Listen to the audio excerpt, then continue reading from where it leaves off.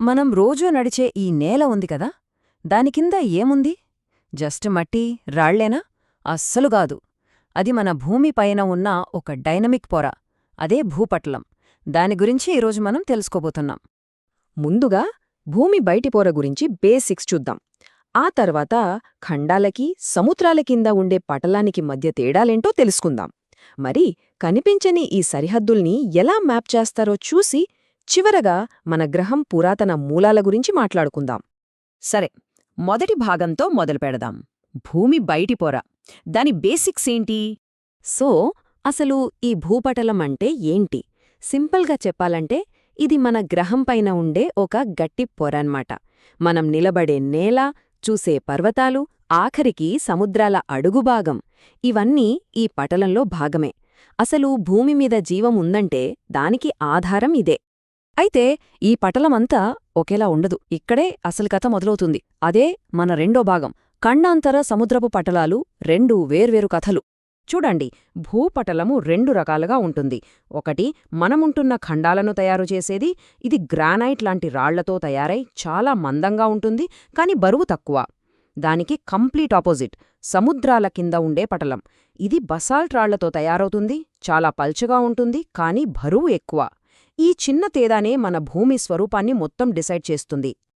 ఇప్పుడు ఈ నంబర్ చూడండి, 2.7 గ్రామ్స్ పర్ సెంటీమీటర్ క్యూబ్. ఇదే ఖండాంతర పటలం సాంద్రత. ఈ తక్కువ సాంద్రతే ఇక్కడ హీరో.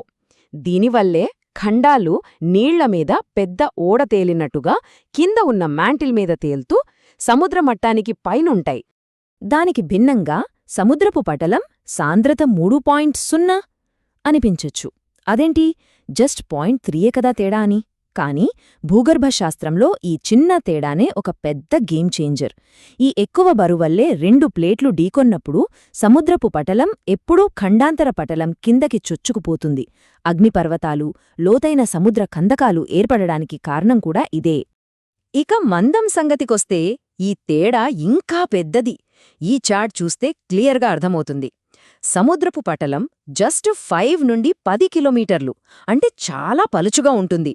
కానీ ఖండాల కింద ఉండే పటలం, ముఖ్యంగా హిమాలయాల లాంటి పెద్ద పర్వతాల కింద, ఏకంగా 70 కిలోమీటర్ల దాకా ఉంటుంది.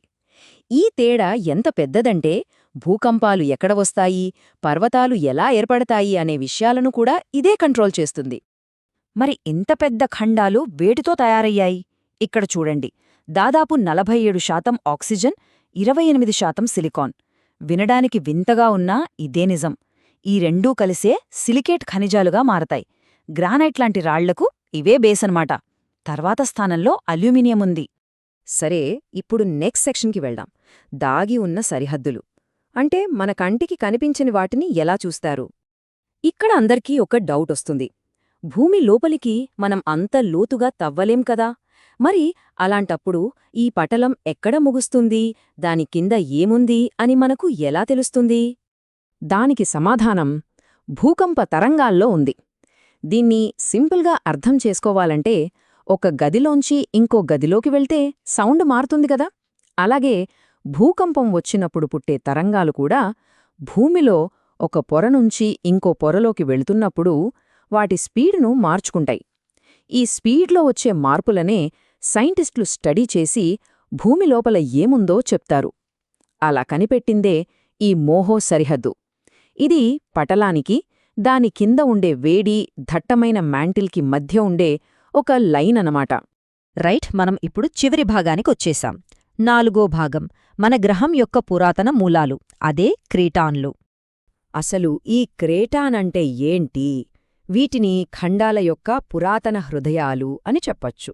ఇవి ఖండాంతర పటలంలో చాలా పాత, ఇంకా చెప్పాలంటే ఎంతో స్థిరమైన భాగాలు.